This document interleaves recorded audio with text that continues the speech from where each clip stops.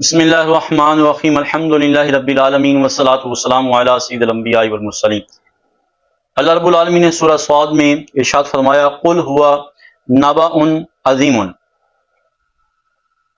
آپ کہیے وہ بہت بڑی خبر ہے، انتم عنہ موردون، جس سے تم اعراض کر رہے ہو۔ یہاں پر اللہ رب العالمین نے کس کو بہت بڑی خبر قرار دیا ہے؟ پہلی بات یہ ہے کہ اس سے مراد اللہ کے علاوہ کوئی معبود نہیں ہے، وہ وحدہ لا شریک ہے، وہ ہر چیز پر غالب ہے۔ یہ بہت بڑی خبر ہے، قرآن نے خبر دی ہے۔ دوسری بات، محمد اللہ کے رسول اور اس کے بندے ہیں، یہ بہت بڑی خبر ہے۔ تیسری بات، قرآن مجید وحی الہی ہے اور یہ معجز کلام ہے، یہ بہت بڑی خبر ہے۔ چوتھی بات، ایک دن ایسا آئے گا کہ سور پھونکا جائے گا، کائنات فنا ہو جائے گی، پھر دوبارہ سور پھونکا جائے گا تو لوگوں کو اٹھایا جائے گا اور اٹھا کر کے اللہ کی بارگاہ میں پیش کیا جائے گا، پھر ان کے اعمال کا حساب لیا جائے گا۔ اچھے اعمال کرنے والوں کو جنت میں، برے اعمال کرنے والوں کو دوزخ میں ڈالا جائے گا۔ جس نے ان باتوں پہ یقین رکھا کہ اللہ وحدہ لا شریک ہے، اس کے علاوہ کوئی معبود نہیں ہے، محمد اللہ کے رسول اور اس کے بندے ہیں، اور قرآن جو ہے اللہ کی طرف سے نازل کردہ کتاب ہے، قیامت پہ یقین ہوگا تو بروز قیامت ان کے لیے نجات ہے۔ اور جنہوں نے انکار کر دیا، جنہوں نے کہا کہ قرآن جو ہے وہ اپنی طرف سے گھڑا گیا، حضور کی رسالت کا انکار کر دیا، اللہ کے ساتھ کسی کو شریک ٹھہرایا، قیامت کا انکار کیا، ان کے لیے خبر یہ ہے کہ ان کے لیے قیامت کے دن بربادی ہو۔ انتم عنہ موردون، تم ان سے اعراض کرتے ہو، یعنی کہ مشرکین جو تھے وہ اعراض کرتے تھے اللہ کی وحدانیت کو تسلیم کرنے سے، رسول کی رسالت کو تسلیم کرنے سے، قیامت کا انکار کر دیتے تھے، اللہ کی کتاب کا انکار کر دیتے تھے۔ تو یہ اللہ نے فرمایا کہ محبوب فرما دیجئے، تمہیں بہت بڑی خبر دیتا۔ اس کے بعد ارشاد فرمایا ما کان لی من علم بالملأ الاعلی اذ یختصمون، جب ملائکہ مقربین بحث کر رہے تھے تو مجھے اس چیز کا علم نہیں تھا۔ اب جو وہ مقربین فرشتے تھے اللہ کی بارگاہ میں بحث کر رہے تھے، وہ کس چیز کی بحث کر رہے تھے؟ اس کے بارے میں ایک تفسیر تو یہ ہے کہ وہ تخلیق آدم کے بارے میں بحث کر رہے تھے کہ جب اللہ رب العالمین نے فرمایا کہ میں زمین میں اپنا نائب بنانے والا ہوں، آدم کو بنانے والا ہوں، تو فرشتوں نے کہا کہ یا اللہ، جب ہم تیری تسبیح بیان کرتے ہیں، تیری تحلیل بیان کرتے ہیں، تیری عبادت کرتے ہیں، تیری حمد بیان کرتے ہیں، تیری بارگاہ میں جھکے رہتے ہیں، تو یا اللہ تجھے آدم کو بنانے کی کیا ضرورت ہے؟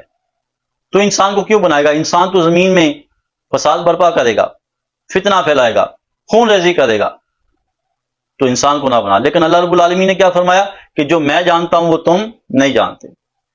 اللہ رب العالمین نے حضرت انسان کو جو عطا کیا وہ کسی مخلوق کو عطا نہیں کیا۔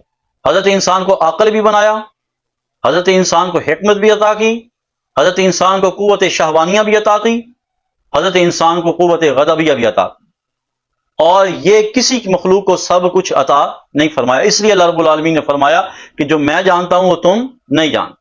اس کی دوسری تفسیر حضرت ابن عباس رضی اللہ تعالیٰ عنہ روایت فرماتے ہیں، امام ترمذی نے لکھا، اور حضرت معاذ بن جبل رضی اللہ تعالیٰ عنہ روایت فرماتے ہیں، یہ بھی امام ترمذی نے لکھا، اور امام ترمذی نے اس حدیث کو حسن صحیح کہا ہے کہ ایک دن کریم آقا علیہ الصلوۃ والسلام فجر کی نماز سے لیٹ ہو گئے، صحابہ کرام انتظار کر رہے تھے۔ جب حضور تشریف لائے، حضور علیہ الصلوۃ والسلام نے نماز فجر پڑھائی اور اقتصار فرمایا۔ نماز پڑھنے کے بعد حضور علیہ الصلوۃ والسلام صحابہ کی طرف متوجہ ہوئے اور صحابہ کرام کو بتایا کہ میں نماز کے لیے کیوں لیٹ ہوا۔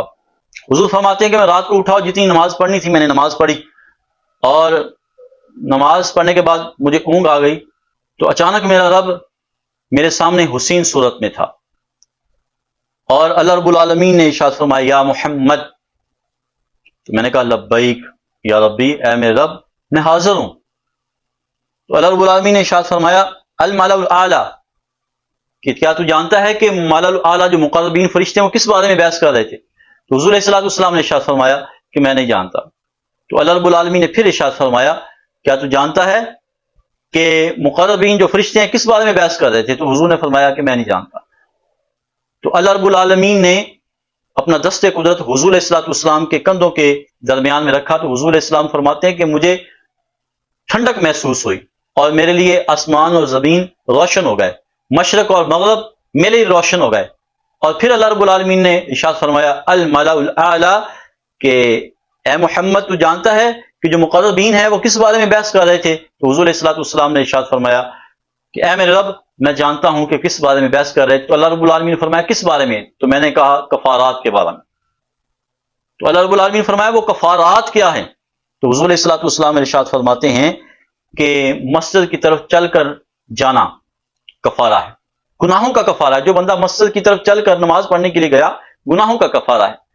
اور فرمایا کہ نماز پڑھنے کے بعد ادھر بیٹھا رہا گناہوں کا کفارہ ہے۔ اور مشقت کے وقت اس نے کامل وضو کیا، یہ بھی گناہوں کا کفارہ ہے۔ بھوکے کو کھانا کھلایا گناہوں کا کفارہ ہے۔ نرمی سے کسی کے ساتھ گفتگو کی فرمایا گناہوں کا کفارہ ہے۔ تو اب دیکھیں کہ حضور علیہ الصلوۃ والسلام نے ارشاد فرمایا کہ اللہ رب العالمین حسین صورت میں میرے سامنے تھا۔ حسین صورت سے مراد یہ اللہ کی صفت ہے، کیونکہ اللہ تعالیٰ صورت، شکل، ہاتھ پاؤں سے پاک ہے، وہ ان چیزوں کا محتاج نہیں ہے۔ تو یہاں پہ حسین صورت سے مراد اللہ کی صفت ہے۔ تو پہلے حضور فرما رہے ہیں کہ میں نہیں جانتا، لیکن بعد میں حضور علیہ الصلوۃ والسلام جب دست قدرت آیا تو حضور فرماتے ہیں میرے لیے سب کچھ روشن ہو گیا، سب کچھ روشن ہو گیا۔ اور حضور علیہ الصلوۃ والسلام نے وہ بتا دیا جو پہلے حضور نہیں جانتے تھے۔ تو پتہ چلا کہ اللہ کا دست قدرت حضور کے کندھوں کے درمیان آیا تو اللہ رب العالمین نے آپ کو علم کلی عطا فرمایا، زمین و آسمان کا علم عطا فرما دیا۔ اب بعض لوگ اس میں اعتراض کرنے والے اعتراض کرتے ہیں کہ حضور کے پاس جو علم تھا وہ اتنا ہی تھا، جب اللہ رب العالمین نے دست قدرت رکھا، جب ہٹا لیا تو پھر وہ علم نہ رہا۔ جیسے ایک اندھیرے میں ٹارچ چلائی جاتی ہے، جب تک چلتی ہے تو آپ کو چیزیں نظر آتی ہیں، اور جب ٹارچ بند کر دی جاتی ہے تو پھر اندھیرا ہو جاتا ہے۔ تو جب تک اللہ نے دست قدرت حضور کے کندھوں پہ رکھا تب تک آپ کو علم حاصل ہوا، جب دست قدرت اٹھا لیا تو وہ علم بھی اٹھا لیا۔ یہ بات یہ ہے، اعتراض کرنے والوں کا اعتراض عجیب ہے۔ اللہ رب العالمین نے قرآن پاک میں ارشاد فرمایا وَلَلْآخِرَةُ خَيْرٌ لَكَ مِنَ الْأُولَىٰ، محبوب ہر آنے والی گھڑی جو ہے وہ آپ کے لیے بہتر ہے۔ تو اللہ نے اس وقت علم عطا کیا تھا، بعد میں نہیں رہا، تو قرآن کا یہ حکم کہاں پہ جائے گا کہ آنے والی ہر گھڑی آپ کے لیے بہتر ہے؟ تب اتنا علم تھا تو بعد میں تو وہ بڑھنا چاہیے تھا۔ وَلَلْآخِرَةُ خَيْرٌ لَكَ مِنَ الْأُولَىٰ۔ دوسری بات یہ ہے کہ علم نعمت ہے، اور نعمت پر شکر کرنے سے نعمت میں اضافہ ہوتا ہے، اور حضور سے بڑھ کر کون صابر اور شاکر ہو سکتا ہے؟ کریم آقا علیہ الصلوۃ والسلام تو بہت بڑے شاکر ہیں، اللہ کا شکر ادا کرنے والے ہیں۔ تو جب حضور اللہ کا شکر ادا کرنے والے ہیں تو حضور کی دی ہوئی نعمتوں میں اضافہ ہونا چاہیے تھا۔ تو لہذا ان کا یہ اعتراض بالکل غلط ہے کہ تب علم تھا بعد میں نہیں رہا۔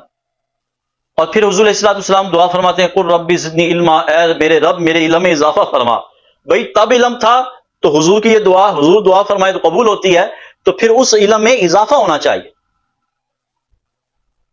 اللہ رب العالمین نے قرآن پاک میں ارشاد فرمایا انا اعطیناک الکوثر، محبوب ہم نے آپ کو خیر کثیر عطا فرمایا جس کا کوئی اندازہ نہیں لگا سکتا۔ تو اللہ رب العالمین نے آپ کو زمین و آسمان کا، مشارق اور مغارب کا علم عطا فرمایا۔